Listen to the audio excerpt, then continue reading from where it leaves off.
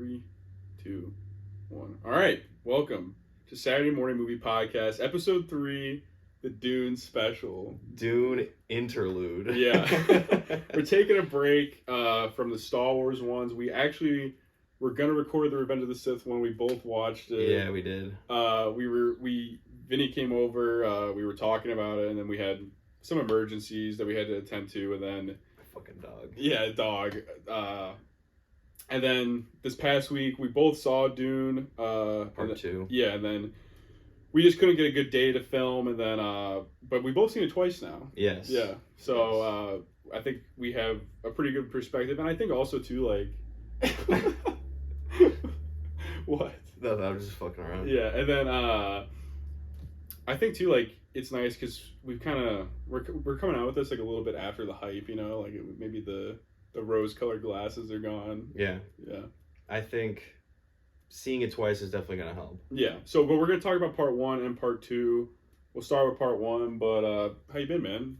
Good, man. Yeah? I've been just working a lot. Yeah. That's why it's been hard to film kind of for me. Like, picking a good time is hard because, like, I work overnight. Yeah, so... we both have, like, weird schedules. Yeah. I work 24s, and he works overnight, so... 12s. Yeah. So it's like his sleep schedule is messed up. I'm getting off when he's going to sleep. But that'll be changing soon. Yeah.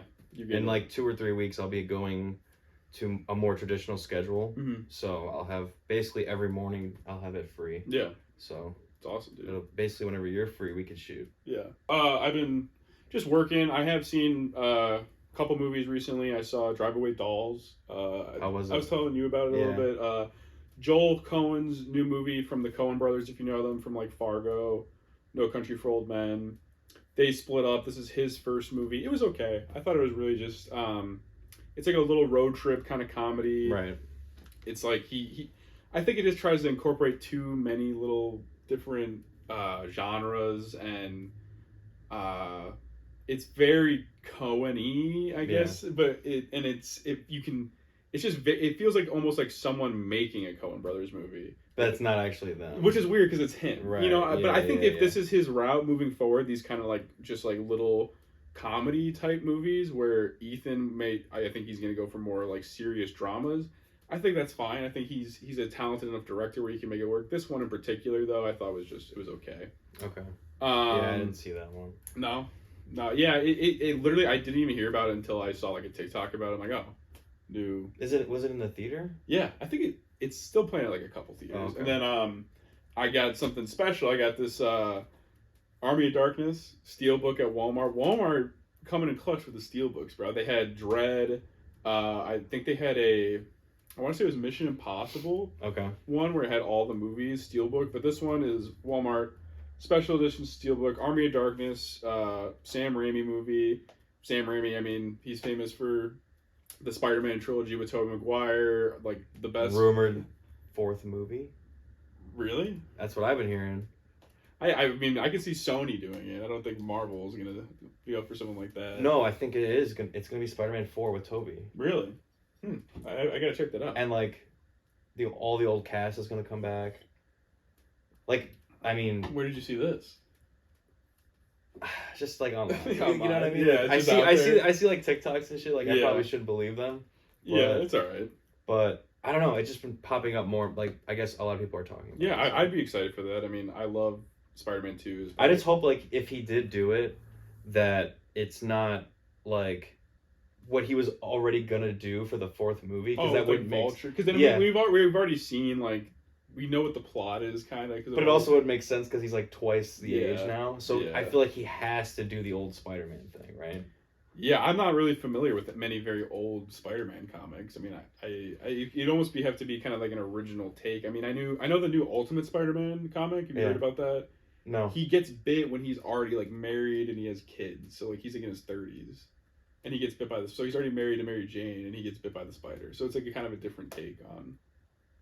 That's interesting. Yeah, I haven't read it yet, but I've seen like some frames and panels from the comic. So did Uncle Ben die like when he was a kid still? I'm not 100% sure. Maybe. I mean, I like I said, I haven't read it. I know that's kind of the gist. That'd be interesting. Yeah, in the comic, I know he just got his like red and blue suit. Oh, okay. Because like he originally just had he was wearing like an all black just like no spider or anything on it. It was just an all black, like with lenses. That's it. Hmm.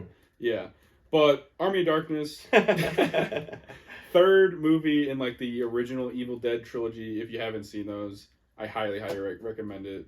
Sam Raimi is just such a talented director, and this has like a couple different cuts of the movie. It's got the director's cut. I mean, the movies are goofy, but it's like the Spider like the Spider-Man.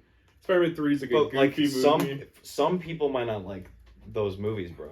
Yeah, I think if you know that going in though, you'll like it. Yeah, you have to know. So that. we're warning. They're a little goofy, but it's a good time. But like go into it open minded and just have a good time with it. Don't take it so seriously because the movie doesn't really take itself. Yeah. I mean, no, the movie. Would you say it takes itself seriously? Or no, I think it knows what it is. And then, yeah, exactly. So you should know that going into it if you decide to watch. But speaking of Spider-Man, I was telling you I deleted some games on my PlayStation. I have an open slot. I think it's time. Probably 2 open slots. Yeah, really. I think it's time to finally play. I have not played Spider-Man 2 the game yet. Insomniac Spider-Man. I played the first one. I played the Miles Morales one. I enjoyed both. I just haven't got around to playing it. See, like you're bad at like watching movies and shows. I'm bad at like playing games. Like I play the same games all the time. Look,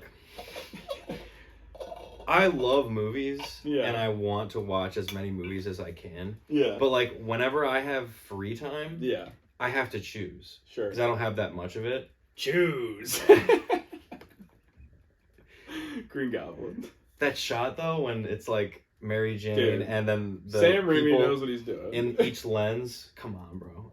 If they're actually gonna release the Spider-Man movies into theaters again, yeah, dude. We're going and we're making video. We're gonna. That's after. Hopefully we can finish. I don't even know if we can finish Star Wars in time, bro. Because the first date I saw was April. Yeah, but you know what I was thinking? Like, I think the Star Wars ones are kind of their own special thing where we're going through the whole movie. I think it would be fun even if we just watch the Spider-Man movies and then we just made like one video like ranking them all and talking brief. You know what I mean? Because I think Spider-Man, it's not the same as Star Wars, dude. Star Wars is like, it's like our fucking like foundation of it's the foundation of why we talk about movies, really. Yep.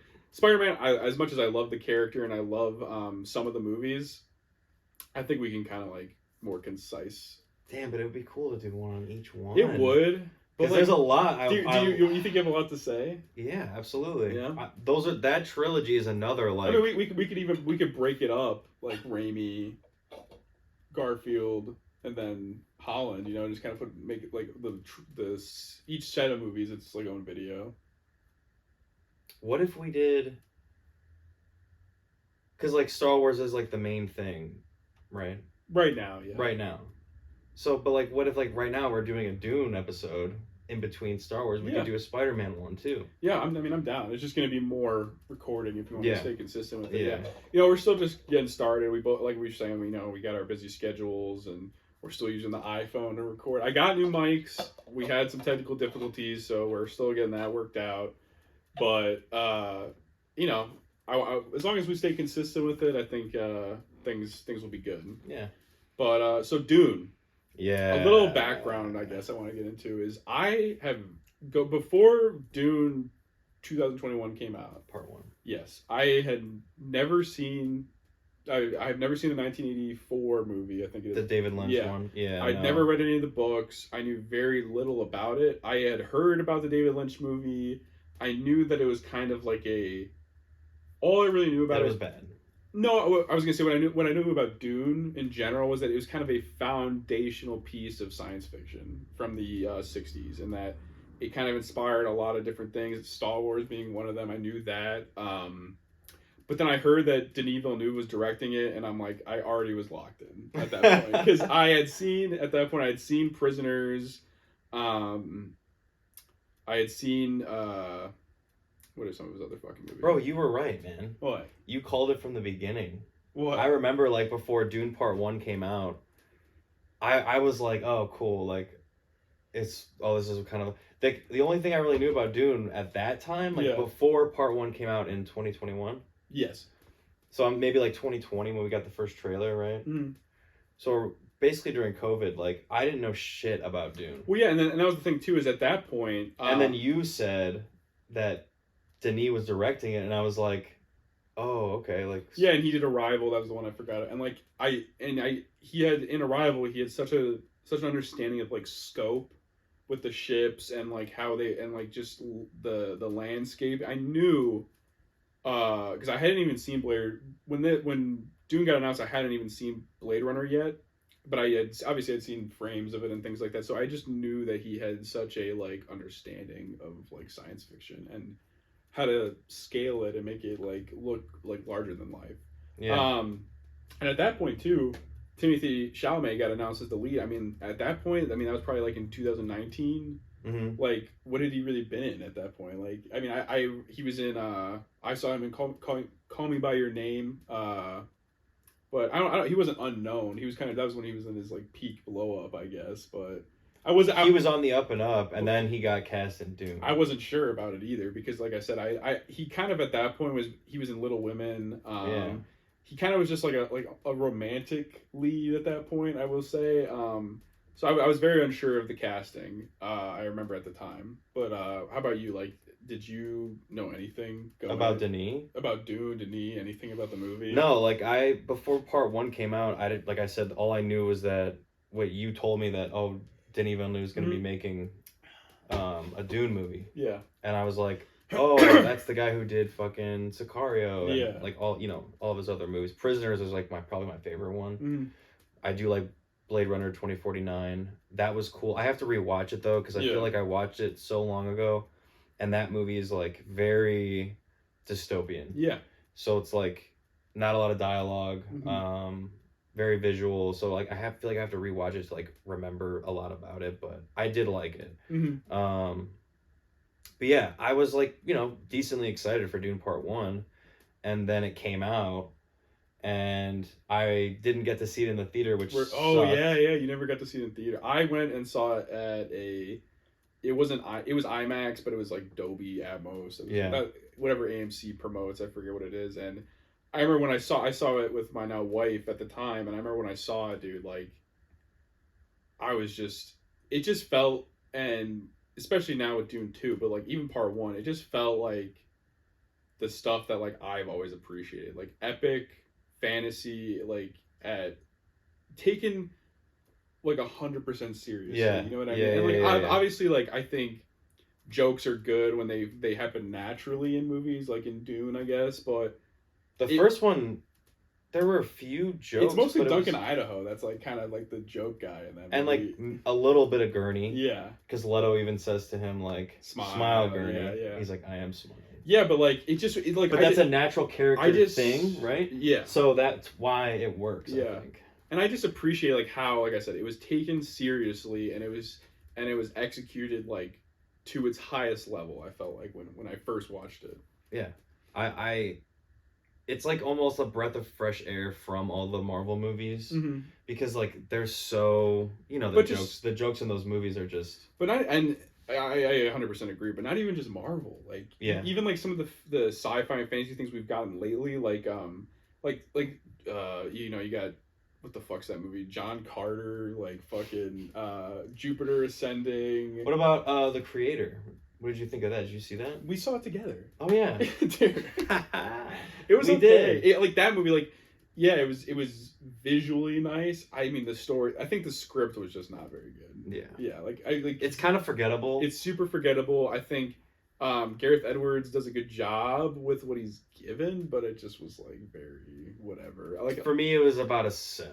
I thought, like I said, I think visually it was cool. I liked Actually, no, I think a 7's too much, bro. A 7's too much. Because it is like a kind of a forgettable movie. I feel like. But you know what I mean, and like when you're watching it, I had a good time with it, but it wasn't like the most memorable shit either, you know. But like, and even just like fantasy too, like you have like.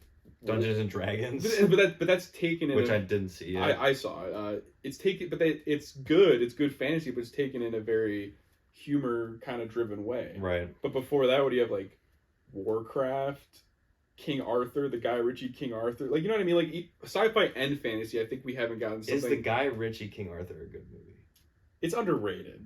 like I don't think it's as bad as like critics and audiences said when it first came out.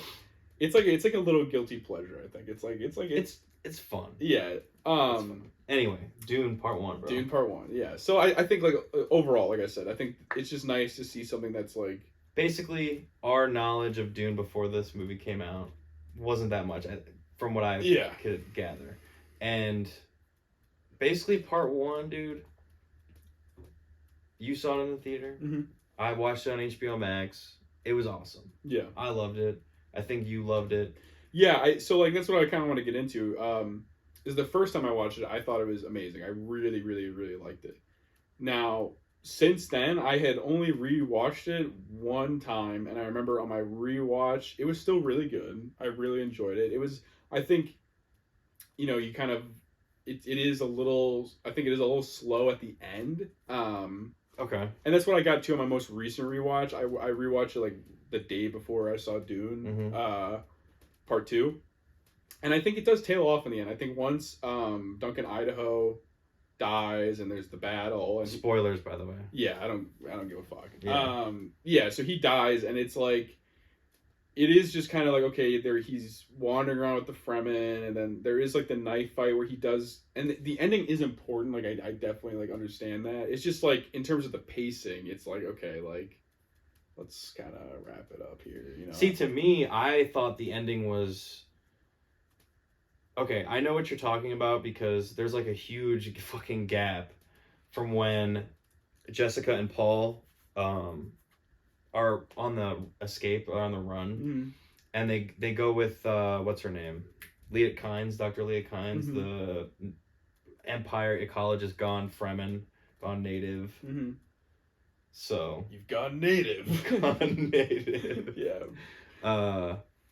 There's a big gap there from when like Duncan Idaho dies to fucking when Paul fights Jamis. Yeah, and so but like overall, I think that, like I said, I think the movie's still really good. It's just kind of after the rewatch, I do think that like it does tail off, and I think that it feels very much like a lot of setup, which is interesting because I think Part 2 kind of contextualized it in a way, where it like, because after seeing Part 2, you're like, okay, so like I see where this was, right. and I think with Part 1, as much as I love the world building and I love the scale, it is a lot of setup. It is like, here's this, and I understand they have to do that in this movie, but I think, and I guess the question I want to ask you is like, do you think that it stands on its own without Part 2? No. Elaborate. Oh, I will. It would just leave you wanting more. Yeah, like if Dune Part 2 never came out, I would just be so like, I need more. Like I love the world building. I love all this character setup. I want to see where it goes. And I think if the movie was a standalone, it would be good, but you'd be like, okay, what's the point? Yeah, and that's the thing is that this was clearly supposed to go somewhere, but and that's what I mean is that when you talk about the kind of great fantasy and sci-fi movies that are out there, like I think like a good example is like A New Hope, where that movie is its own movie 100%, but it doesn't set many things up, but it does leave kind of like you want more of those characters, and a sequel. I think a sequel was just kind of natural. Whereas this, you feel like you need a sequel. Like it's like, if I don't see the next one, like this movie's just gonna kind of not leave a bad taste in your mouth for whenever you see it again. It's just gonna piss me off because I'm like, exactly. Why is this? Yeah. What was the point? But I think the way the movie was built, it had to have a sequel. Dude, I think these two movies are meant to be watched together. Yeah, absolutely. I think, and that's what I wanted to say is I think after watching them back to back, where at first, and I talked to you a lot about this, I didn't really like Timothy's performance. I didn't like in the first one. Yeah, I didn't really like Paul that much because like, and we'll get into it. But like when I first watched it and on my last rewatch, it's like, okay, he's very much like he's just kind of this like boy who like. So this is something that I want to get into personally is the arc of Paul Atreides. Yeah, so like that's kind of what I want to start with is like. But like, he starts kind of unlikable. Yeah, like he's very much a child. He acts like a child. He doesn't really make many decisions either. Like he's kind of no. His mom either makes him for him or it's his dad, Leto. Yeah. So like when I first saw it and like just knowing Timothy, the things I had seen him in previously, it's like he's just kind of giving his like usual shit, sad boy kind of. And I'm like, okay, like if I like, am I gonna be able to like relate to this character? Like it was very difficult. I think in the first movie, I think I almost felt like not that he was holding it back, but I just didn't like the character. See, but by the end of me personally, by the end of the movie, you start to like him a little bit because he's forced into situations where he has to make a decision. Well, that's the thing is, I think at the end, and then ultimately the choices he makes, you can kind of like, okay. I'm starting to like this character. Yeah, I think when he kills Jameis too, that's such an. Is it Jameis or Jamis? He calls him Jamis, I think, right? Paul does. Yeah, but I don't really remember. I was just wondering. It's like Han or Han, I guess. Well, it's Han. It's Han. I mean, except unless you're Lando. Yeah, unless you're Lando. Han, we gotta save Han. Yeah, there's still a chance to save Han. Yeah. But when he sorry, when he kills Jamis, yeah, these things are like rattling, dude. Did you hear that? Yeah, fuck it. Yeah. Yeah, it's because I'm moving. Yeah, even in the first movie when he kills him, it's like right at the end. That's me when that's the moment when I felt like it was like, okay, like maybe he can turn into something that is better. You know what I mean? Because like that would like even I think that was a big moment where like he's never taken a life and yeah, like, he thought he was fucking with him. Yeah, I love that part. Yeah, it's almost like it's like him becoming an adult at that point. There's symbolism there too because Paul, right before he fights Jamis, he sees a vision of Jamis killing him. Yeah. And I think what that's supposed to mean is the death of the boy. Yeah, in a way, yeah. And because Paul dies there and becomes a man at that point, or starts. It's like his first step into becoming a man. Yeah, 100%. Because he has to take a life. Yeah. As far as the other characters, and he chooses to be his mother's champion for the fight. Yeah, because he was challenging Jessica, I think, and then Stilgar was like, "You can't do that," and then he's like, "Okay, then present me with her champion." Yeah, and then Paul walks up and he's like, "I accept your champion." Yeah. As far as the other characters go, though, in the first movie, I think everyone is really good. Everyone's giving a underrated performance. Oscar Isaac. That's exactly. I was gonna say Leto. He doesn't get a ton to do or say, but like when he does talk, it's like he feels very wise. He feels like someone that like has seen a lot of things. This might be kind of on the nose, but he kind of reminds me of like Mufasa. Yeah, I know what you're saying. You know what I'm saying? Yeah. Very noble. Well, yeah, moral. Almost everything is kind of a rendition of Hamlet or Macbeth or something like that. Even this is very Macbeth kind of thing. Yeah. But yeah, like when the best line in the first one is like, no matter what, you always be my son is basically what he says. Yeah. It's not verbatim, but he's telling him that he wanted to be a pilot. Yeah. And he's like, you never told me that. Yeah, because he's not sure if he can be, the next Duke of House Atreides. But like, Leto tells him like, oh, you'll find your own way to lead. Yeah, basically. And he's like, I was called to it. Maybe something will call it. Yeah, you to it. Exactly. It's kind of foreshadowing. Yeah, and this is from the second movie, but the Emperor, who does not make an appearance in this movie, it's very like you just kind of hear about him. But in the second movie, kind of Star Wars. Yeah, in the second movie, he says that Paul Atreides was like he followed his heart basically, and that kind of was, and he's very right about that. If you've watched the first movie, where he shows like too much compassion. He wants to make the deal with the Fremen, and like it's for the right reasons, but ultimately he's kind of blind, I think. He's naive. I think, a little bit. And honestly, like to think like his ultimate dream was to have desert power. Yeah. Which means an alliance with the Fremen, and that's why he sent Duncan Idaho. And it could have happened, but I think he was so focused on that that he was blinded to the fucking even assassins. Well, that's the thing is that where were the guards, bro? There was nobody. Yeah, so that they make the attempt on Paul to kill him. Yeah, with the hunter seeker, and he kind of like sends people out to go look for whoever killed him, and like nothing ever gets done about it though. But they find the guy on the wall. Yeah, that's true. He died in there. He was in there like for 6 weeks or something. And that was the guy who was piloting it. Yeah. But he was dead. Yeah, I forgot about that. Yeah, I don't know. But I just kind of agree with that. Where I think he does kind of like he is the.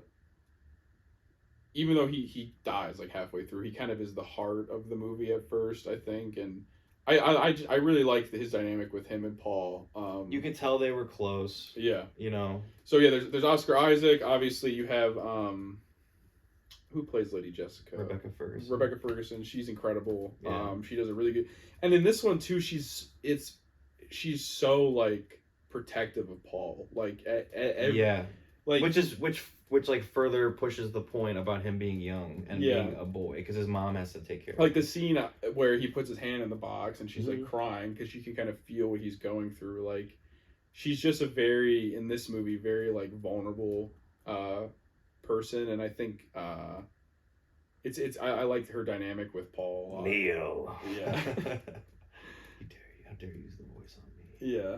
See that him right there, like that's how he is for the whole fucking movie. Yeah, and then but that's the thing though, is that it's so funny because like we talked about this in the first movie, how they like just the way he even looks. Where he dismissed my mother in her own house. Yeah, he wears his hair very boyishly. Yeah, and he kind of has this very like when he like puts his hand in the box, he has this very like he looks like a puppy basically getting like tortured. Yeah.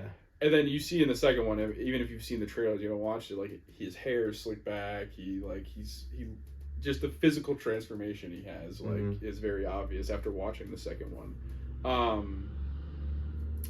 What's some standouts for you besides Leto, Oscar Isaac, and Rebecca Ferguson?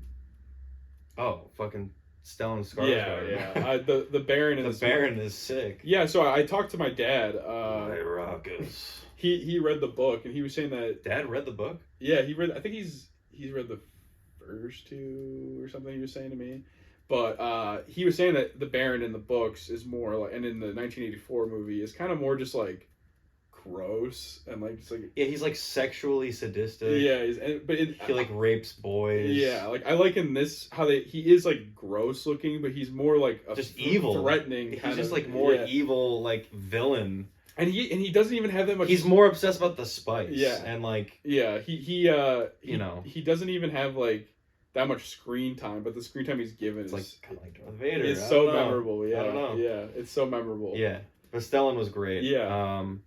Dave Bautista to me is fine. He doesn't do much in this movie. No, he's just in both movies. He's just kind of an angry brute. Yeah, but also a coward. In the second one, though, it's more so that you see he's a coward. Yes. In this, he just. But so again, I'm thinking of both these movies as one as one experience. So when I say he's a coward, that is later revealed in the second one, but you have to make the distinction though, because you're right. I think we're talking. That's the thing is that in the first one he was kind of like the enforcer. But that's the thing is I think.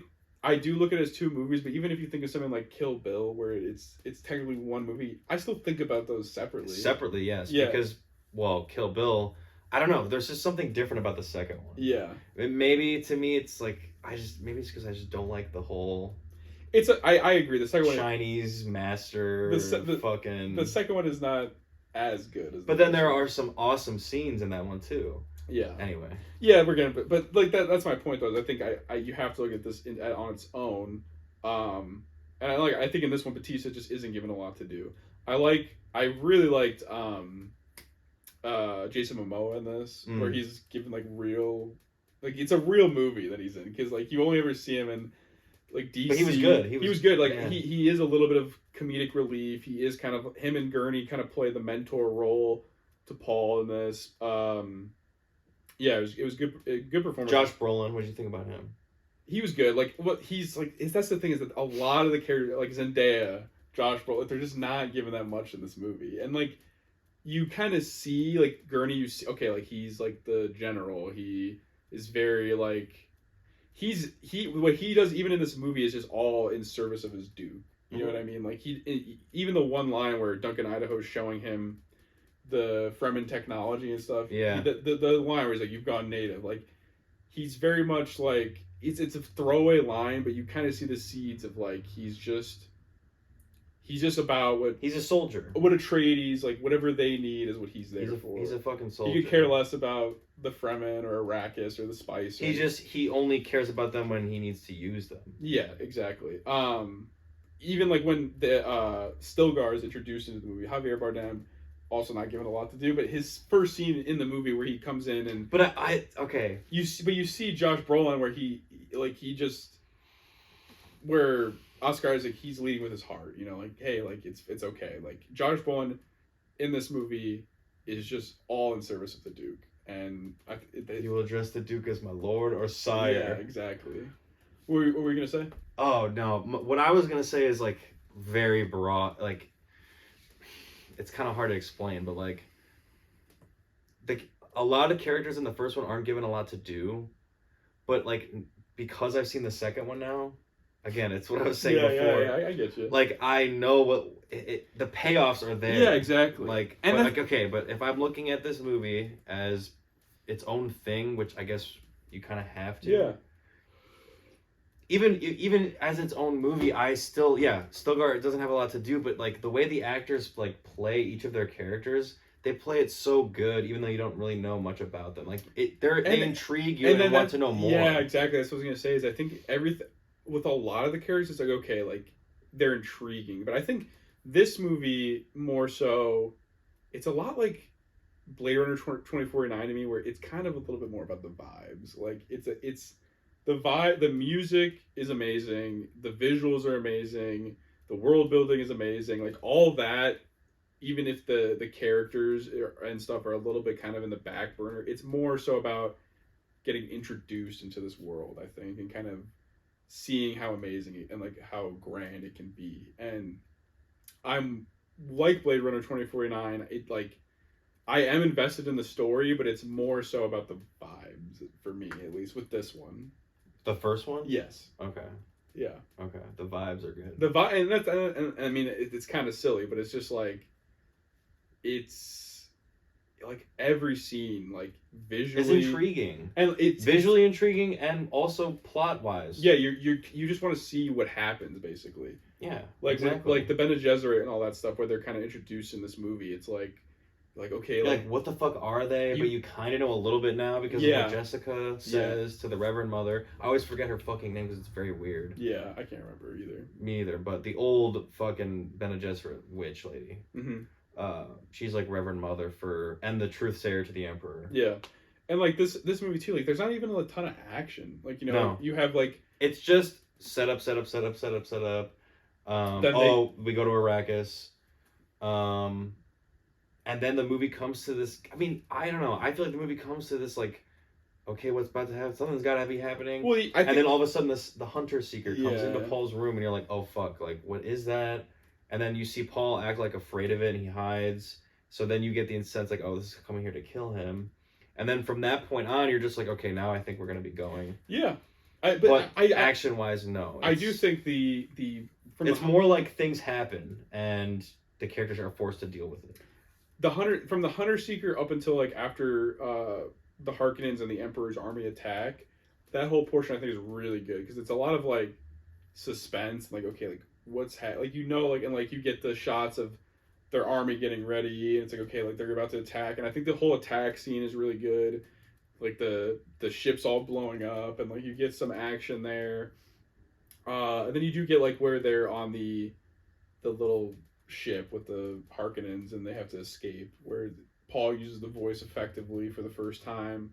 That's a little bit of action, and then really you don't really see anything again until the Duncan Idaho fight, and then you have the end fight, and like which I love. Yeah, I do really like it, and like that, and that's the thing too. Duncan Idaho, like he doesn't have a huge role to play, but like you get a lot from his character by like you can tell him and Paul have a close relationship.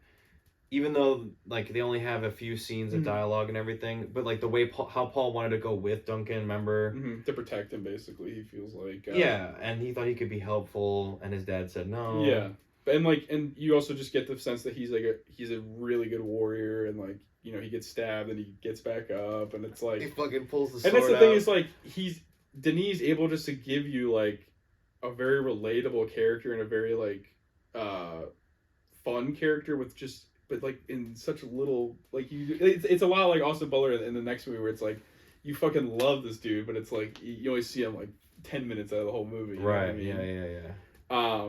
And I think that's a lot of credit to him and his writing in this movie is that you don't get a ton of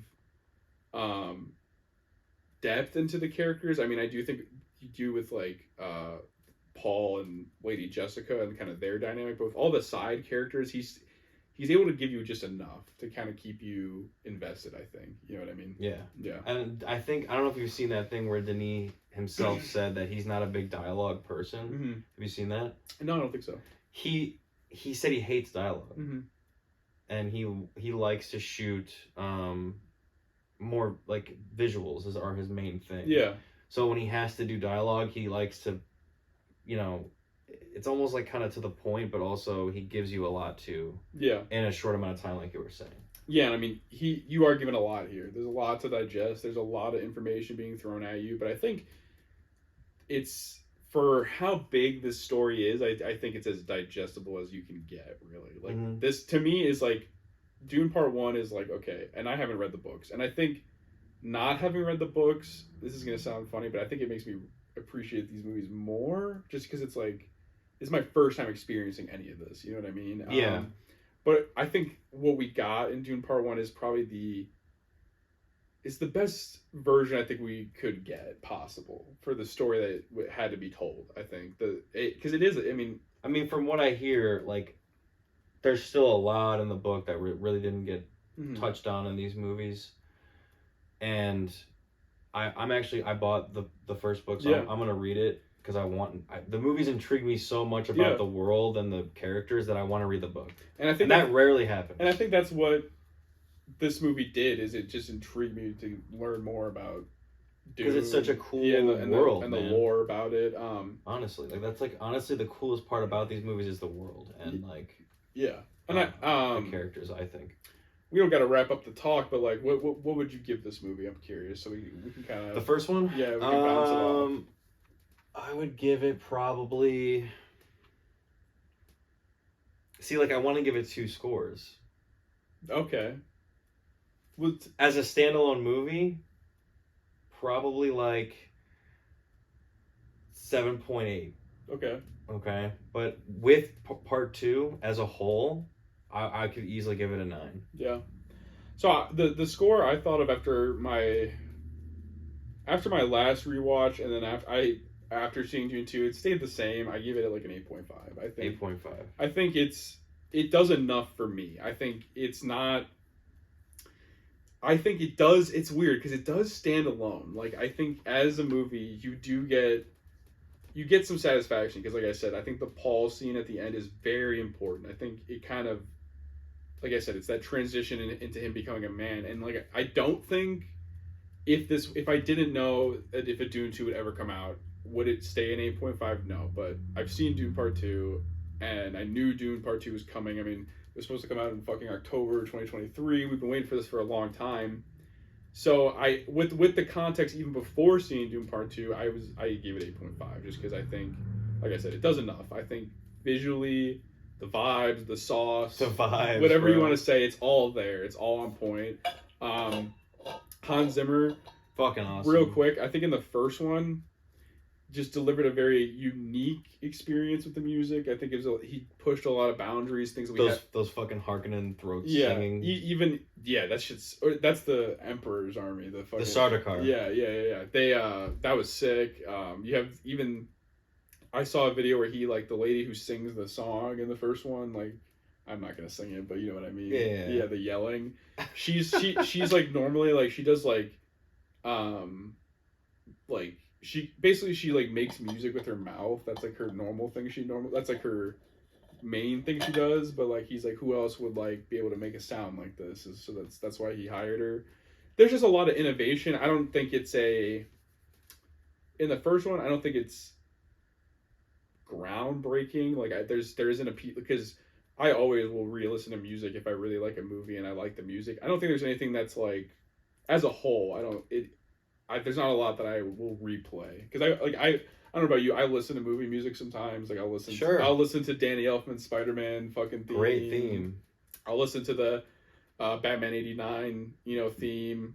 I listen to a lot of John Williams and stuff. And when we get to 2, I have a good comparison there. It was a good score, but I think in part 2, which we'll get to, it's a whole nother level. It's a whole nother level, I think, in the second one. Yeah, I agree. I think Hans Zimmer in the second one, like, the music, I could almost hear, like, all the inspiration from all the movies he's done. Yeah. And this is like the culmination of everything that Hans Zimmer has done in other movies. He kind of uses all of it. Yeah. And in the second one, the score is fantastic. Yeah, I mean, so I think we can just kind of transition into because I just want to talk about part. No, I'm kidding. No, but I think talking about part 2, we can kind of jump. That's back. where everything happens. Yeah. So and we can jump back to a lot of because there's so many like threads that fall through. Exactly. Part 1. Absolutely. All right, but before we talk about part 2, I gotta pee. All right. Part 2. I mean, so going into part 2, man, I think anyone who'd seen the first one knew it was gonna be good. I mean, like, oh yeah, you like. That's the thing is, it like I didn't really have a doubt that it was gonna be. Yeah, you were weirdly like not wanting to watch any of the trailers. Yeah, because like that's the thing is, I think especially nowadays with like trailers, I think you just saw like the first teaser for it. Yeah, I mean, I was forced to watch some of the newer trailers, like when I would go to the movie theater or something like that. They would just play it and like, okay, yeah, I'll watch it. But like, I don't know. I'm kind of like at a point now with movie trailers where they're just showing so much nowadays, I think, and like there's just this whole subsection of YouTube of just like breaking down trailers and it's on Twitter as well and TikTok where it's like, did you catch this Easter egg and this could mean, and it's like, and I think after the whole Last Jedi era of like theorizing and it completely like that era was nuts. Yeah, that was the craziest era of like internet people just fucking overanalyzing the shit out of every little aspect. But you know why it happened, bro? Is because those channels, all they did was talk about Star Wars, and they needed something else to talk about. I get so it. they're like, all right, the trailer came out, let's fucking analyze the shit out of it. The problem was too, but it just got way too much. And that's the thing is, I know me, you, our dad, we all got invested in it. And so I did. And since that point, I think. I mean, I didn't fucking make a video about it. No, but we watched them all the time. Oh, yeah. I mean, we would talk about what we think was going to happen. And I think after that kind of whole era, I like have steered away just from like just watching too much about the movie. You know what I mean? Like, okay, like if the first trailer is good and I see the hype, I'm like, I'm going to see it. Like, okay, you know what I mean? Right. So I didn't. But like, I'm sure you thought the same thing. Like, okay, this one's going to be at least as good as the first one, right? Yeah. Like, there's no way it was going to be worse. It's kind of what we all thought. Right. And then when we started getting like people who started seeing the movie, and then they were saying how good it was. Christopher Nolan had something to say about it. I was pretty much sold. Yeah, and then I was sold too when like the casting got announced that fucking Florence Pugh was going to be in it, Austin Butler was going to be in it. I'm like, this is going to be peak. I mean, I mean, you have a cast like that, plus all the people returning from the last movie, plus Christopher Walken. That's one thing we never said about the first one. The cast as a whole is fantastic. Yeah. I mean, that's like, I can't believe we didn't mention that. But yeah, the cast as a whole in that fucking movie, almost every character is like someone recognizable besides some of the Fremen. Yeah, but then that in this one they just take it up a notch. Oh yeah, throw more really good actors and up and coming stars into the movie.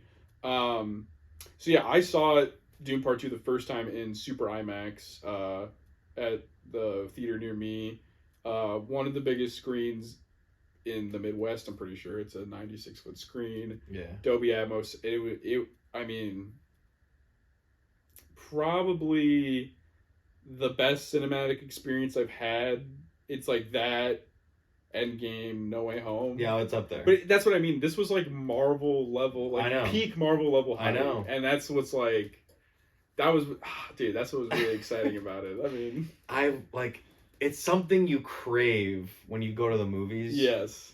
That you just, the feeling you get with the first time you see this movie in the theater is like that feeling you want every time you go to the movies. Yeah, I think this movie has that times like 10, and even the second time I saw it, I still was like, man, I just love this fucking movie. Yeah.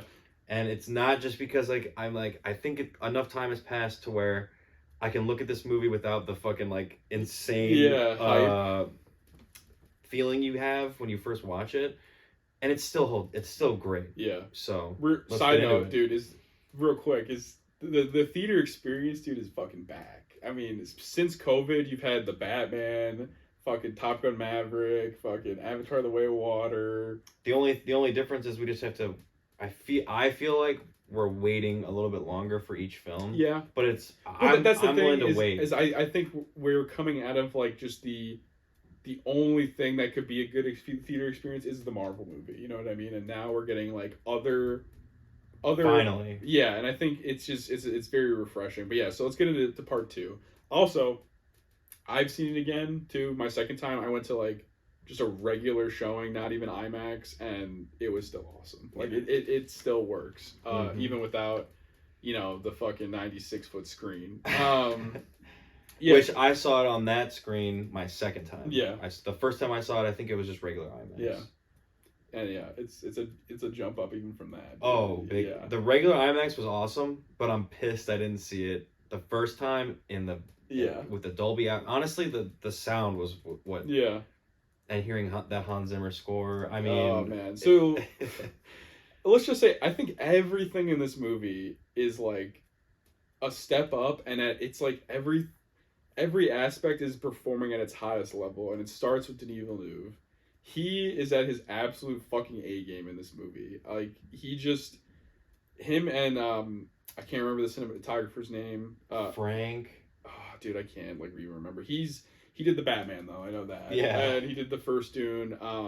And them together are just every fucking frame of this movie is like a picture, dude. It's to the point where I want this cinematographer to be making like everything. Yeah. Because it's like they managed to make just like this fucking ugly desert planet. Yeah. Like fucking look beautiful. And dude, like when do you ever want to go to a desert? Like, yeah. The opening. It's not the very beginning, but the opening where it's like the eclipse and it's the whole planet's orange, and right away, dude, I'm like, okay, like that. Dude, this movie starts off so good. The opening sequence was awesome. It basically takes off right where the first one ends. It's got to be like a couple hours because they're still carrying Jamis. Yeah. So and the Harkonnens, they fucking float down. Yeah.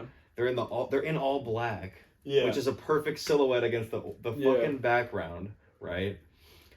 Then you see like Paul is having like a vision, right, of his sister. At that point, yeah. It's like the embryo. Yeah. And then he like comes to, and Shawnee's fucking right there, but it's all like kind of one shot, and he's looking this way, then he turns, and then the camera pans up, and there she is. Yeah. Then you can see in the foreground fucking Jessica and Stilgar, I think. He's on the other side of him. Right. It was just fucking beautiful. Yeah. Like right away it enthralls you. You're like, I'm in. This movie's fucking got me.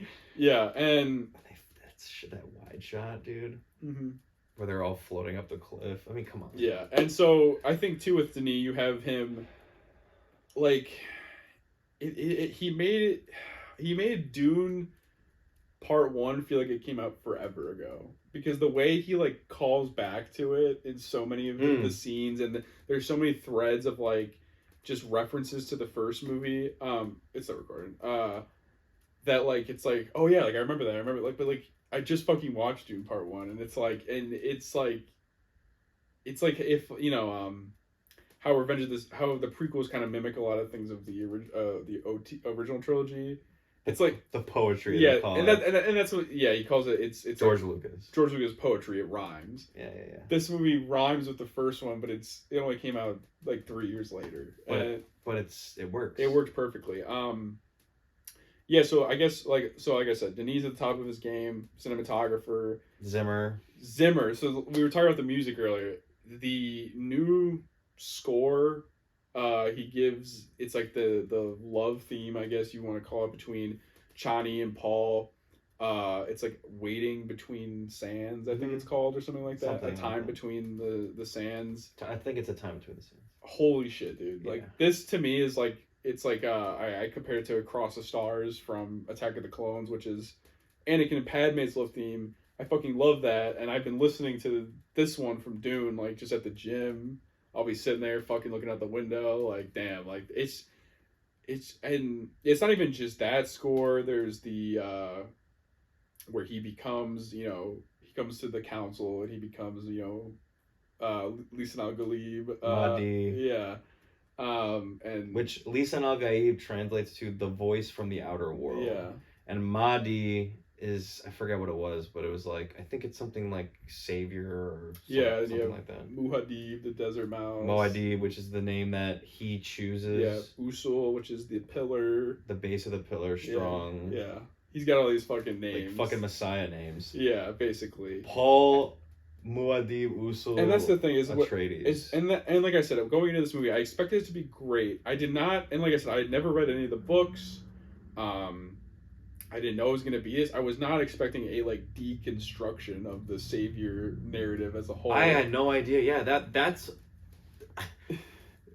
going into this. I didn't know that's where they were going with it. Yeah. I didn't know that Paul was basically Anakin Skywalker. Yeah, basically, and like, and I fucking love it. And that's the thing too, is that I fucking love it even more. It's interesting to me, and I love Paul in this movie because he's like not a good person even before he drinks the water of life. Because if you remember in the beginning of the movie, he lays out his plan right away that he wants to win them over, take out the Harkonnens, force the Emperor's hand, and then he wants to take his daughter to be his wife. But that was his plan in the beginning of the movie before he even drinks the water of life. Yes, but then I think he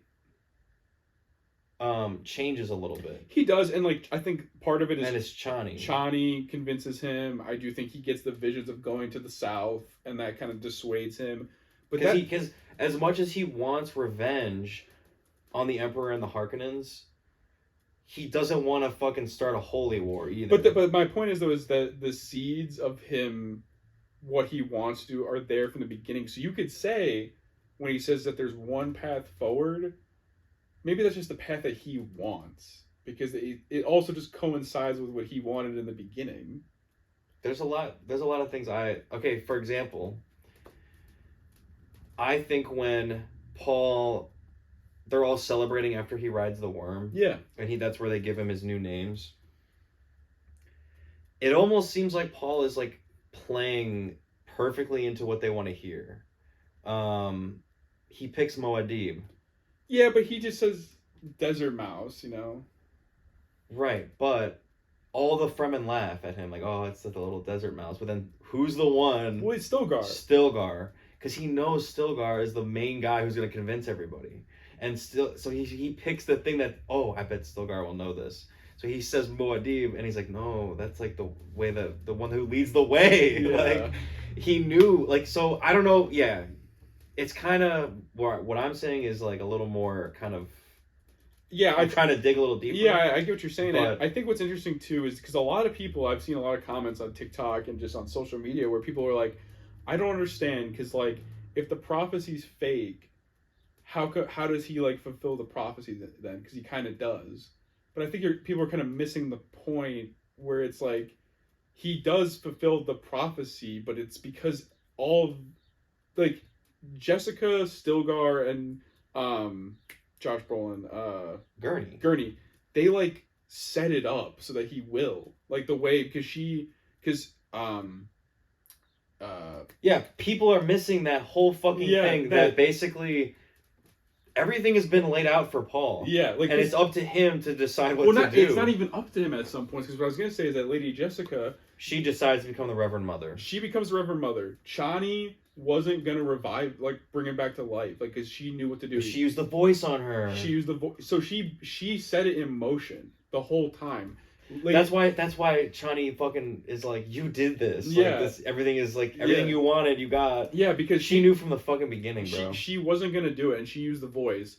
Stilgar the whole time is like perpetuating this narrative, and I love in the movie how he's played as like the comedic relief guy, but it's like he's such a religious fanatic. That's the thing. It's like it doesn't hide the fact that he's a religious fanatic and that he uses his like goodwill and his like popularity among the people to spread his fucking And that's why Paul immediately tries to get in with Stilgar, bro. That's why he said fucking Moadib. I swear, guys. I like that theory honestly because like I said, I think the seeds are there for him that this is kind of what he wanted in the first place. I mean, I think people are forgetting certain plot points because the visuals are so intense and awesome.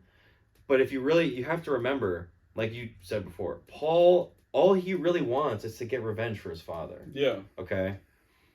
And he'll do whatever he can to do that. And he thinks the best... He even said to Stilgar in the first one, again, going back to the first movie, that our path leads to the desert. You know what I mean? If you'll have us. And then Stilgar says, okay. And then that's when Jamis challenges him. And, interesting. Again, Jamis, who, in the first one, I didn't think he was going to be a very big part. I thought he was just a guy who was challenging Paul. Because he didn't think he was the, Lisan al-Gaib. Yeah. And that was it. But in this one, Paul, like, tries to find visions about Jamis. And it's almost as if Paul can see possible futures that could have happened. Yeah, and you were telling me that, and I didn't even think about that. Like, I kind of assumed it was honestly what Stilgar said, that the desert will talk to him, and that it's just taking the form of Jamis. That's what I got from it. But what you said makes a lot of sense too, though. I think because there is times where because in the first one he has a vision. Well, I was gonna say Holy War, and there's that shot of him fighting, and the mask opens up. Yeah. And he goes, the pose. Yeah.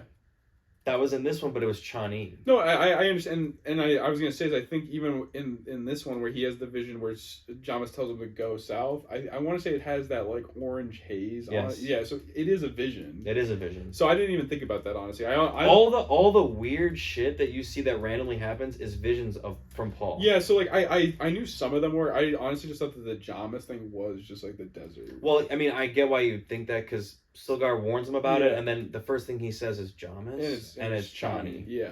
But maybe that's because he just has visions about him, and he thinks this is another one of those. Yeah, maybe. But yeah, so I was saying, I think just that you have Stilgar who's just perpetuating this narrative, and then you have Lady Jessica who takes on the role of Reverend Mother, and she has all of the Reverend Mothers in her, plus her daughter, plus she is a Bene Gesserit, so she's like all-time crazy at this point but the thing is all she cares about is her plan. But that's the thing is that Paul does tell her, like, because at first she's like, this is your Bene Gesserit propaganda, but then he says, I need to sway the people. So like he kind of sets it up for her to start swaying the people, really. I mean, he does get he says like you should feel honored, this is an honor. Yeah, but I think once Chani starts talking to him is kind of when he tries to distance himself from that, and he doesn't want to be the... He does. I mean, once him and Chani start to get, close, I feel like he does distance himself from his mother. Yeah. He sends her south while he stays in the north, basically. Yeah, he's like, get the fuck out of here. You like, I don't need you anymore, basically. Yeah, so I'm actually part of the people. Yeah, so I think there is a little bit of him that believes that he can lead the people that way. But so then you do it, like I said, you have Lady Jessica. Anytime there's rumors of Muad'Dib, she's, spreading them amongst the people. When he wrote the Sandworm, she told the lady, one of the other followers of her, to like go spread the word, that he wrote the Sandworm. And it was like the biggest one that I've seen. Yeah, too. And it's like, and that's the thing is that this whole thing is just about, and you have the perfect counterbalance in Chani, who, from my understanding, is a lot different in the books, more kind of just like always there for Paul. She has her in the book. To my knowledge, she has her opinions about things Paul does, but in the end, she always ends up supporting him. And she has his child, I'm pretty sure, at one point. Yeah, like basically in the book, the only reason Paul marries Princess Irulan is like as a political move. Yeah. But really, he is with Chani, and then they have kids together, and well, that's the thing. And actually, another interesting thing is in the book, what's her name? What's his sister's name? Oh man, I can't even remember. Who's unborn? Anna Taylor-Joy. Yeah, she's like 2 years old in the book, in the first book. Yeah, I've seen clips of the '84 movie where she's like a little kid in that. But because she has all the Reverend Mothers in her, she's born basically as a fully formed human. So she's like a little 2-year-old, but she's like actually she's like so all knowing. Yeah, basically. But I think Chani in this movie is just the perfect counterbalance to the. It's like all this the religious fucking and how she believes that you need a people need to bring themselves up, because this movie has so many themes of. And dude, see, and then this makes. I'm sorry, but this you just brought up a really good point. Paul plays both sides perfectly. Yeah. If you think about it. Like, he could have just been, like, the entire time from the beginning, he could have played the religious part all the way, but then he wouldn't have the Northern Fremen on his side. Yeah. So, but it worked perfectly because he even says, I'm not your Messiah, I'm not your Mahdi, whatever. Yeah, and even like when after I just want to help and fight with you guys, and then fucking Stilgar's like, he's too humble to admit he's the Messiah. Yeah, and that's written. And that's the thing is, that part is played as like kind of a joke, but it's like, dude, come on. Yeah. And that's after when Lady Jessica drinks the water, and Stilgar is like, oh my god, it's as written, and she survives. But he said that's Bene Gesserit. He is playing like, and I see what I think with him is that he has his lust for revenge, and I do think that he kind of does want to sway the Fremen at first, but like we've talked about, I do think that some of the factors kind of play into him like not sure if that's what he wants. Yeah. And I do think once he drinks the water, kind of just reassured what he previously thought, you know what I mean? But his humility was holding him back from doing. But once he drinks the water, he kind of loses all humanity, and he just does what's necessary. Exactly. And another point that I saw this online, like TikTok and shit. Like, a lot of people were saying, like, oh, the movie's pacing is really good up until he drinks the water. Then it just becomes like, all right, let's go. And I think that was intentional because before he becomes all-knowing, there's a lot of like human shit that he does. Yeah. And like the relationships he's starting to form, the friends he's making among the Fremen, he's becoming one of them. Actually is it not, and even if it is because he's just trying to use them or not, he is one of them. Then once he drinks the water of life, the movie kind of does speed up, but that's because Paul has changed now. He's not the same person. He's not Usul Muad'Dib. He's Paul Muad'Dib Atreides now. Yeah. Who is the Duke of Arrakis, the leader of the Fremen, the Lisan al-Gaib. He's all the Kwisatz Haderach. He becomes that when he drinks the water. Yeah, and so, but that's interesting that you said that, because that's kind of the one thing that I think is, if I had to pick a flaw from this movie, it is kind of the edit. I think that it kind of, in the middle, when they're taking out like the Fremen bases and things like that, it does kind of move a little quickly. I thought too, like with the whole going south, like you said, after he drinks the water, I thought once again it kind of speeds up a little bit, and I think it's just it's not, it's more so I think like maybe studio interference, you know, because I think it would have just been nice to have those scenes breathe a little bit. Like, I would have been fine watching a 3-hour 10-minute movie. I'm already here for 2-hour 45, you know, and like, and I do think it's not necessarily Denis, it's more so in the editing room, and because I do know some scenes got taken out, specifically with Fade and the computer guy from the first movie, and also the dude from fucking what the hell? He's a very popular actor. He was in Buster Scruggs. He was in The Incredible Hulk. He played the science dude. You know what I'm talking about? The weird looking guy who gets the big head at the end of The Incredible Hulk. Yeah. He's a very good actor. I can't remember his name off the top of my head. He was going to be in this movie too. Oh. He filmed scenes. So I do know some things got taken out, and I do hope that one day we could watch a director's cut or something like that. I know Denis doesn't really do deleted scenes. You know what I would love is a super cut of just all like release a cut where it's both movies as one, and with all added footage. Yeah, that would be crazy. That would be I would watch it. I'd watch it. Yeah. I mean, we've done the Lord of the Rings trilogy back to back. Extended. Yeah, extended. Which is still one of the best trilogies of all time. And so I think that was kind of my one problem with the movie, but I do kind of agree with what you're saying, is that it is kind of like he's more focused and he's more driven to the point. Yeah, because before he drinks it, he's distracted with all like being in love and trying to convince the people, but not like he wants them to accept him as one of them, and if he has to lead them, fine. But he doesn't want to be the Lisan al Gaib. Mm-hmm. So, and that's like what he's fighting with for like half the movie, more than half the movie. And that's really like I was. But once he drinks it, he's like, all right. Yeah, and you have. Let's get this shit going. Him in this movie, and then and then once Gurney reveals that about the atomics, I mean, yeah, Christopher Nolan got hard during that part. Oppenheimer's sweep, by the way. Yeah, I saw. Yeah. Yeah. So, but I think going back to just Paul, I like I was saying about the first one, Timothy Chalamet really didn't move the needle for me, but in this movie, I think he's given more to do. You see the kind of transformation he goes through all the way back from the first movie, and I think, to me, this is probably one of his better roles I've seen. I think he kind of embodies this character by the end. I don't know if this is a hot take or not, but I think he gave the best performance in the movie. Yeah, to me, it's between him and Austin Butler. I think Austin Butler doesn't get enough screen time to kind of justify it. Okay, I was about to say, everyone keeps riding his dick in this movie. I thought he was fine. He barely is on screen. But I think when he is on screen, yeah, he's an interesting character, but he's not like Heath Ledger Joker, like some people have heard.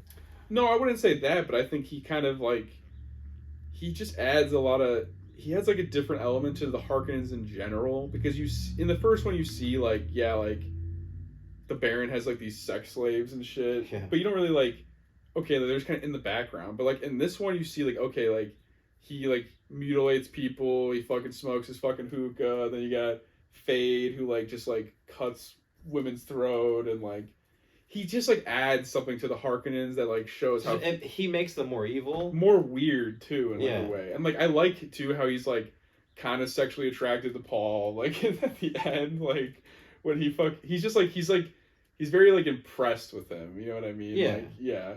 Well, because okay, isn't it kind of revealed that the only reason Fate exists is to fucking fight Paul and to beat him? Well, he's just another prospect that they have. But that's the whole point of his character is to fight Paul, basically.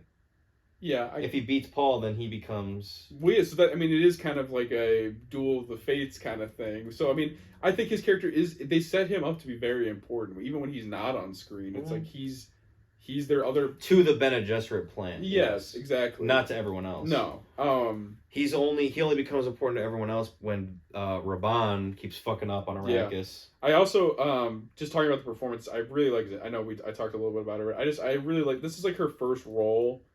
I've seen a couple episodes of Euphoria. She does a very good job in that. But this is the first movie I've seen her in that she really is given a lot to work with and has kind of a more complex character. And she just represents to like the indigenous people, and I like just how it's like the counter to the colonizers and that kind of thing. And she's the counter to the religious stuff too. Yeah, and it's. I just so many of the themes in this movie work really well for me. Just kind of the real world. So to me, like, I mean, I want your opinion on this, but the Northern Fremen are more like the fighting ones. They're the ones who are always fighting the Harkonnens, and I guess that's because the Harkonnens can only.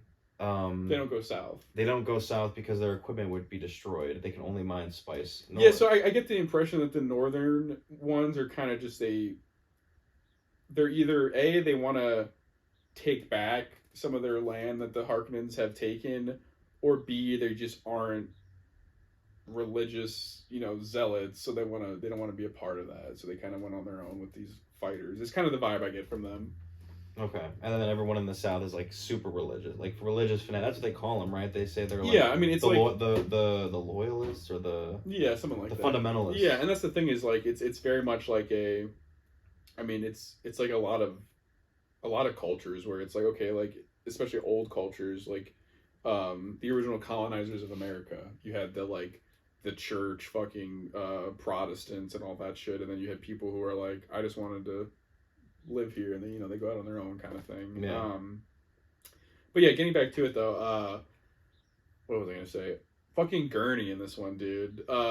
We talked a lot about him, how he's kind of introduced as he's there to serve the Duke. He's a soldier. That's his purpose, and he gets reintroduced into this movie, and right away he kind of just gets back into that. As soon as Paul he realizes Young Paul, yeah, as soon as he realizes Paul is alive, he has a purpose again. Yeah, when I first watched the movie, I thought it was I kind of thought it was interesting, his dynamic between him and Chani, where you're not really sure. This is how when I first watched it, my opinion, where I wasn't really sure what he wanted. You know what I mean, Gurney, because it seemed like him and Chani they were on two different sides, but maybe they were gonna meet in the middle. When I was watching, that's what I thought was gonna happen. When I watched it again, it just Gurney doesn't give a shit. It becomes very clear that he just wants to get revenge. He's like the evil version of Paul already, kind of. Where like Chani's like the good side, Gurney's the one that's like, let's fucking nuke these motherfuckers. Let's get these atomics. Let's embrace the profit and fuck these people up. And ultimately, that's what they do. He doesn't care about the Fremen. He doesn't care about the prophecy. But he, like you were saying when we were off camera, he literally like is yelling, like, let's use this. Like, use these people. They're walking. There's that scene, like they're all walking back in the valley, and all you see there's the Fremen, and they're supposed to be quiet because they don't want the Harkonnens to know where they are or whatever. And Gurney's just like speaking at full volume, almost yelling to Paul about just using them. Use the prophecy. Yeah. And then so like and recontextualizing that scene where Chani tries to walk away and he kind of pulls her down. When I first watched that, I'm like, oh, like, is he gonna try to reason with her or something? But it's more so he just doesn't want anything to get fucked up. He's like, sit here, shut the fuck up. Like, you're not gonna cause like a ruckus. He tells her, he's like, I have everything to do with this.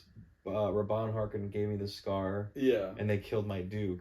That's the thing is he's just motivated, and he's the part of Paul that is motivated by revenge, and Chani's the humanity. Yeah, and it's a very nice balance between the two.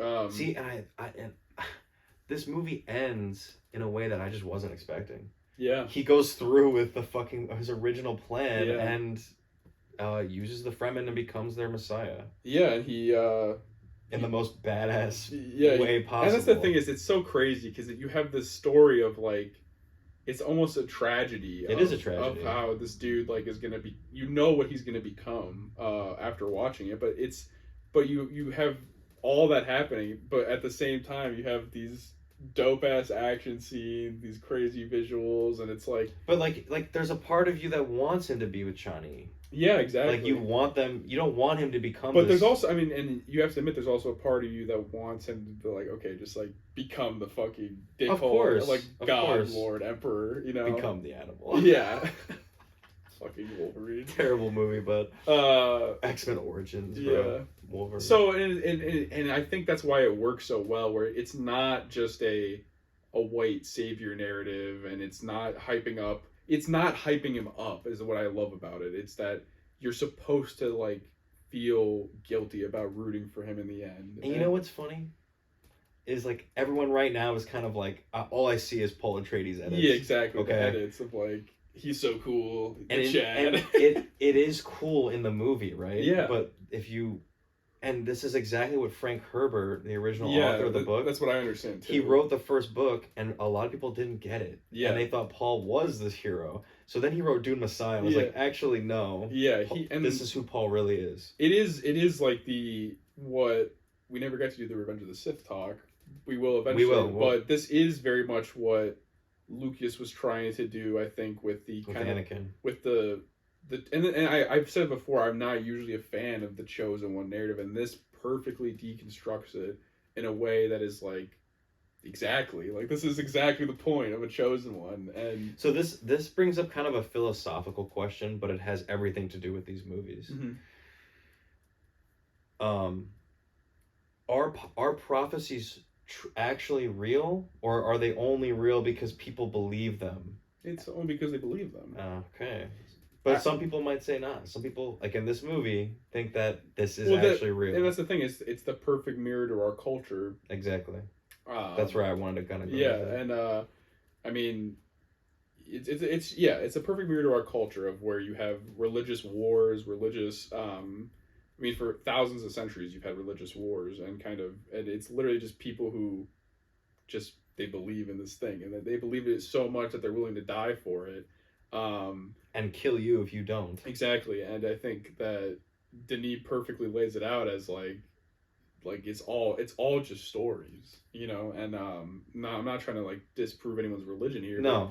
But it is all just stories, passed down for many generations, and stories can change and they become bigger and they become, it's like a telephone, they become different over time. And that's the thing, is it's so interesting how the Bene Gesserit, they plant these stories, and they all across the galaxy so that they can survive wherever they need to survive. And well, because and I've seen a lot of people be confused about what's the difference between the Kwisatz Haderach and the Lisan al Gaib. The Lisan al Gaib is the Fremen's savior. Okay. That was created by the Bene Gesserit. It was created by the Bene Gesserit, which is what Lady Jessica is. And I guess Paul, technically, because he's trained in the way. Mm-hmm.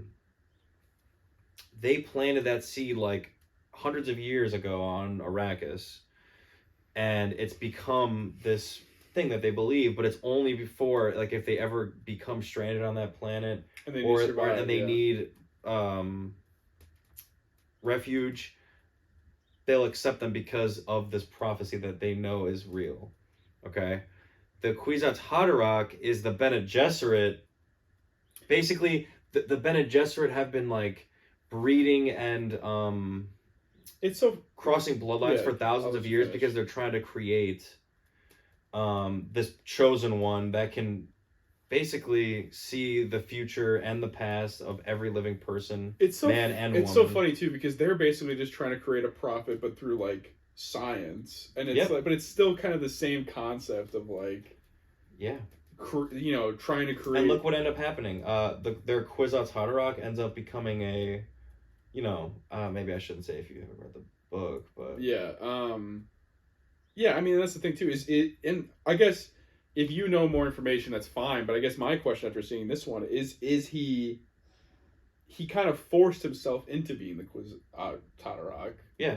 So, like, is he really? Is he the, you know what I mean? Are they going to continue to try? He does become the Kwisatz. Technically speaking, he does become the Kwisatz Haderach, mm-hmm. but not one that the Bene Gesserit can control. Yeah, well, and that was the whole point, was that in their search for creating this super being, basically, almost a god. Yeah, and it's so funny because they're blinded because they think that they can control. That's the whole point. A god, basically. Right. Like, yeah. But, But really, the Kwisatz Haderach, whoever that was going to be, their only purpose was to ensure humanity's survival. Yeah. And that's the reason Paul does the things he does, is because he sees the golden path. Yeah. Of humanity. Yeah, and then I think something else I wanted to touch on was, we talked about earlier, just some of the threads and rhyming you see with this movie. Like, you have the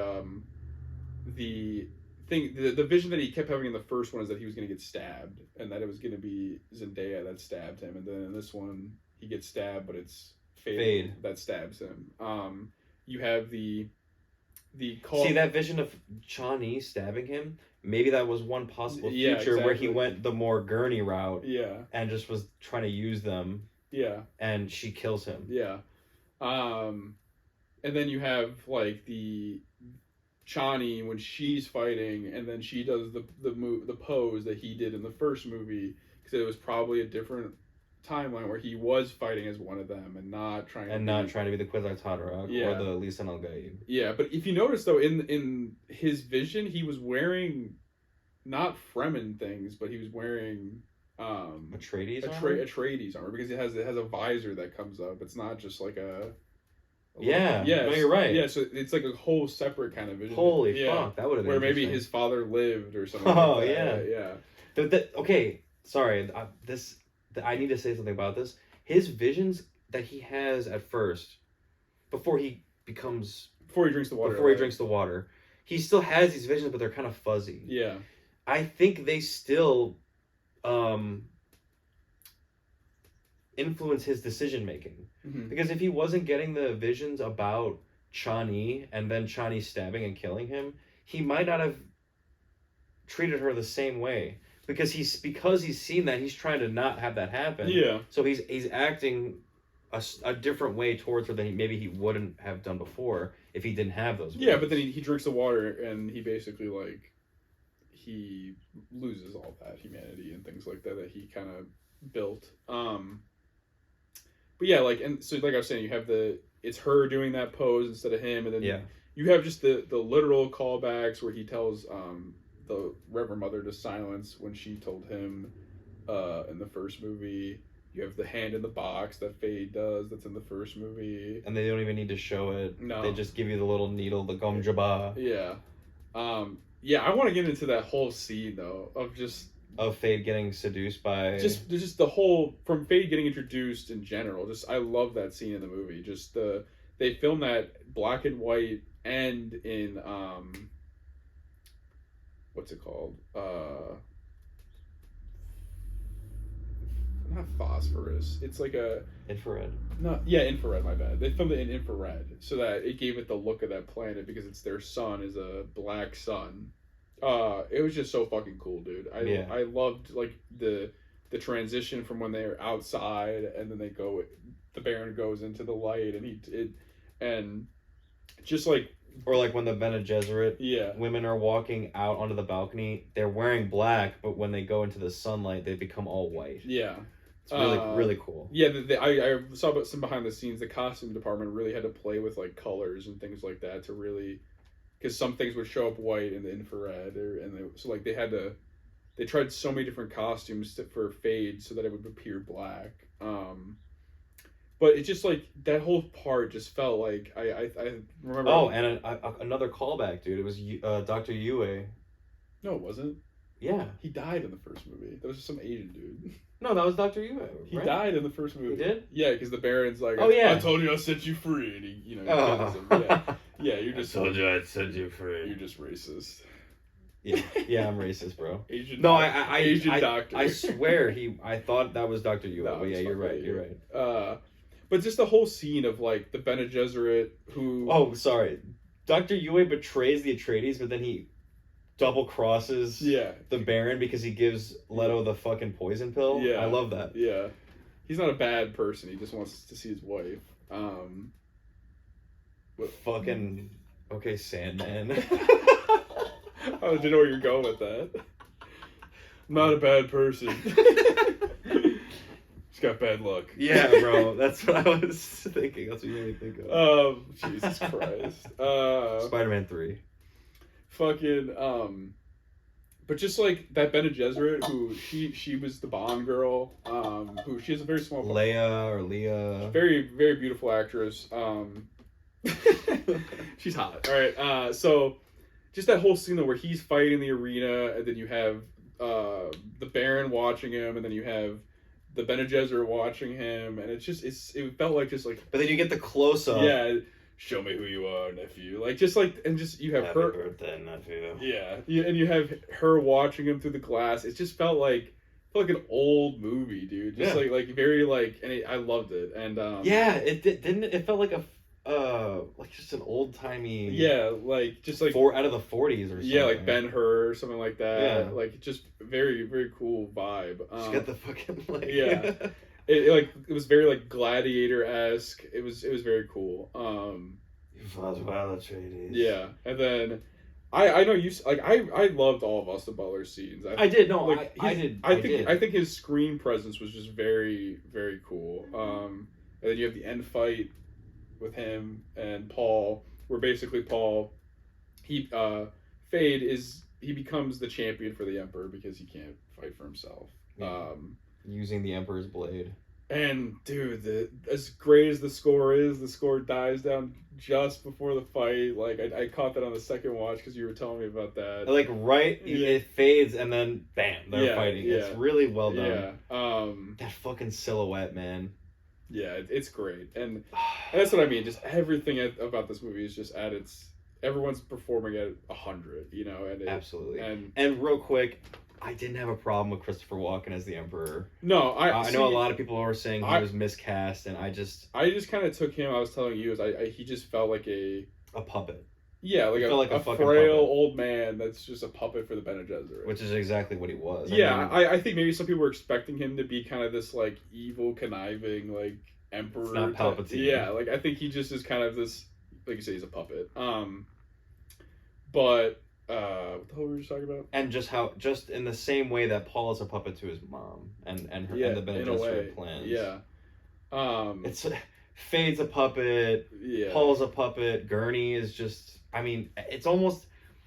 Oh my God! There's so many themes to this fucking movie. It's really just the influence of like religion and propaganda and how it can kind of like get into. But it's also like kind of talking about how the elite. Yeah. Kind of rule over everything, like corporations. Yeah. I mean, there's a lot of themes, bro. This movie goes very deep, but you can enjoy it on the surface as well. Yeah. If you want to take it as like this boy's getting revenge, to me and he's gonna do anything he can to get it, then yeah. To me, as a sequel, this is like up there with some of the best. I think this is exactly what a sequel is supposed to be. Yeah, basically, it takes everything about the first one, it expands upon it, it gives you the satisfaction of closing a lot of the storylines of the first one. Every arc pretty much gets it either gets completed or it gets expanded upon. Right. Like okay, they're gonna go somewhere else with this character, and like I don't know. Would you say that Paul has a full character arc between two movies? Yeah. In a way, yes. Yes, I 100%. Even though there's still more to his story we don't know, at that point he's already who he is who he is. See, and that's the thing with like Zendaya in this movie, like. I feel like her arc's incomplete, and it's like, okay, like what is she gonna continue to do? And it's really interesting too because it's because you thought her arc was gonna be ending up with Paul, but now it's like, well, you don't know. And with Florence Pugh, it's very interesting because I read that Denis basically told her what he told Zendaya for the first movie is you're not going to be that important, like you're gonna have a very small role, but when we do the sequel, this now being the third one, you'll have a bigger role. Because she's Princess Irulan. Yeah, I'm really intrigued to see what's going to happen with her and the Emperor. I mean, he didn't die; he's still alive.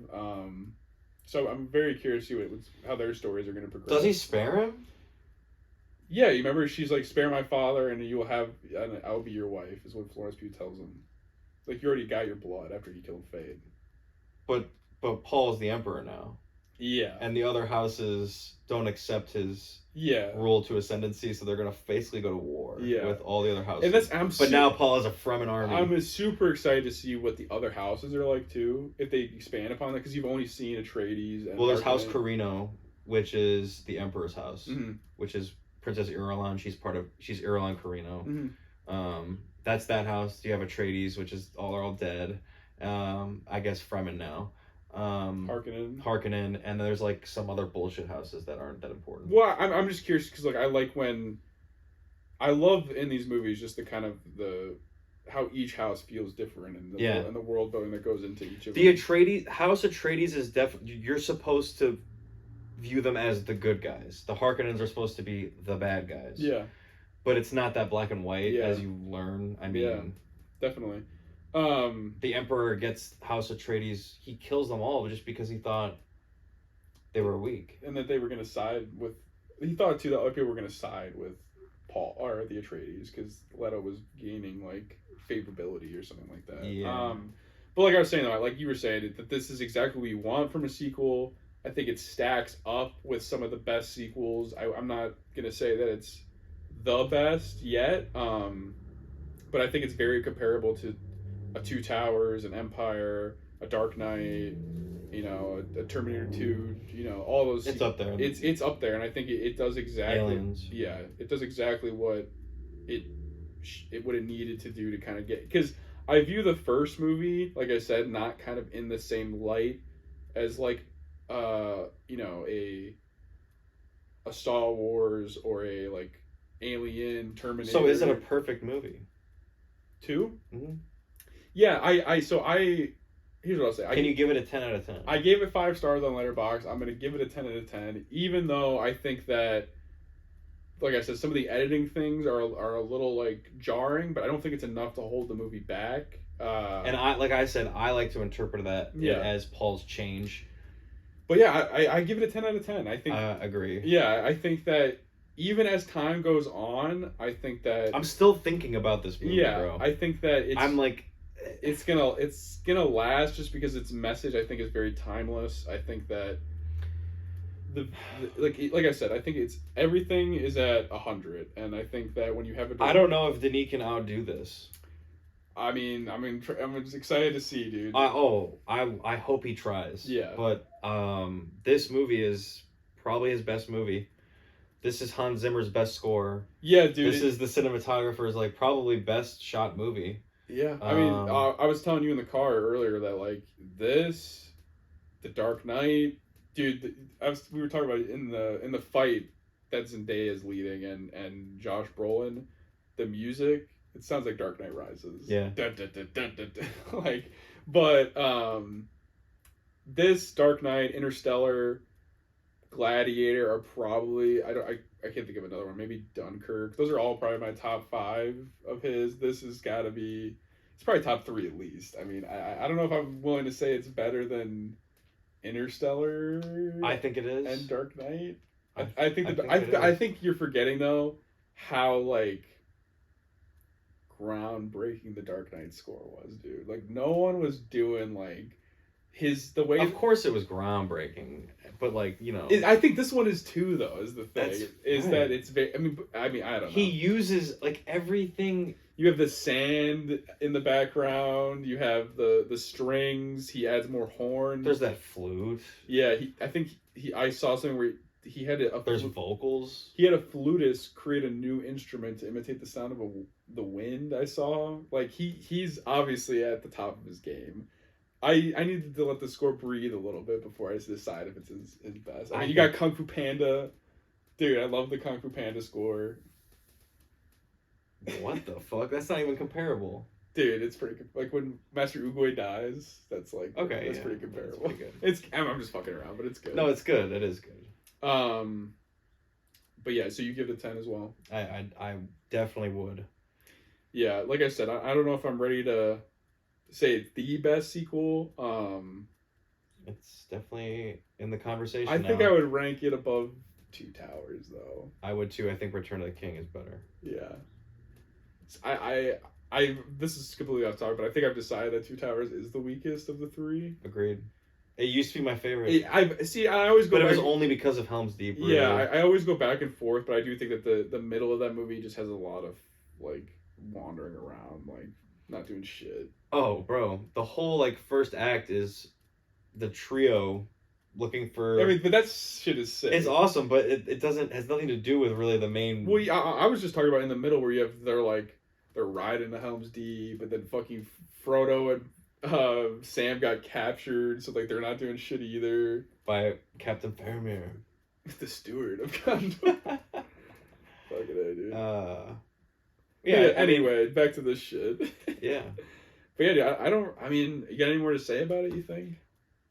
I could glaze this movie forever. Yeah, I know. It probably sounds like we're glazing. No, but honestly though, like I'm trying to think of every aspect, and I think we've hit every aspect, right? I mean, the visuals were great. The acting was superb. I think Timothy, this is his best performance that I've seen. The sound. I thought it was the best performance in the movie. I mean, Austin Butler is. No, I thought it was the best performance in the movie too. I really like what he did with it. I think. Yeah, just even this. I think if this came out in 2023. Also, though, like Rebecca Ferguson was really good too. Yeah, and that's the thing, dude. There's so many good performances. And, Javier. Yeah, like I was saying earlier, he plays the fucking goofy. He plays it good, but yeah. Dude, he was gonna die at the end. He was like, "Just kill me, kill me, Madi." Yeah. Like what? And then he basically like says, "Fuck the rules." Like he's not gonna kill him. I'm pointing the way. Yeah. Yeah. Yeah, because he doesn't want to give him his best asset. That line was great. Yeah, because I mean, it's true. Would you smash a knife before battle? Yeah. Like. He is the best asset, also just to Paul. Yes. Yeah. Yeah, bro. I think too, like, if this came out in 2023, it probably would have swept at the Oscars. I mean, as much as I love Oppenheimer, I do really like Oppenheimer. Oh, this movie would have, if it didn't beat out Oppenheimer. I think with the Academy, Oppenheimer probably still would have won Best Picture. Has Denis won an Oscar yet? Has he been nominated? I think mostly he's gotten nominated for visuals and sound because of Blade Runner in the first one. He didn't even get nominated for Best Picture for anything? Maybe Dune Part 1 got nominated for Best Picture. No. Yeah, I think it did. Because 2021 was not a super strong year, if I remember correctly. Because you had... That was when Tenet came out. Or no, Tenet was 2020. Yeah. What's 2021? Dune. Dude. That was 2021. Yeah. So I think that they would have won a lot of the awards, though. And I think it's going to win a lot of awards. Is it Best Picture? Well, so, okay. Is Dune Part 2 Best Picture so far for this year? Yeah, I mean, I haven't seen Jack this year. So I did. Oh, bro. You know what I fucking saw the other day? I remember. Sorry. The worst horror movie I've ever seen, Imaginary. Oh, dude, you watched that? That shit was so bad, yeah, dude. Dude. Oh, Holy man. fuck. I heard it was not good. Holy fuck. And that's the thing is, because I like to talk about bad, like to talk about movies, but I hate watching like bad movies that I know are going to be bad. So like I avoided Madam Web. I avoided the new Mean Girls musical. Oh, I heard that was so bad, bro. There's certain movies that I know are gonna be bad. Like I don't want to go see it. But I mean, if people want us to talk about it, we can. Yeah, I mean, yes, like I saw the Drive Away Dolls movie. I've seen Dune.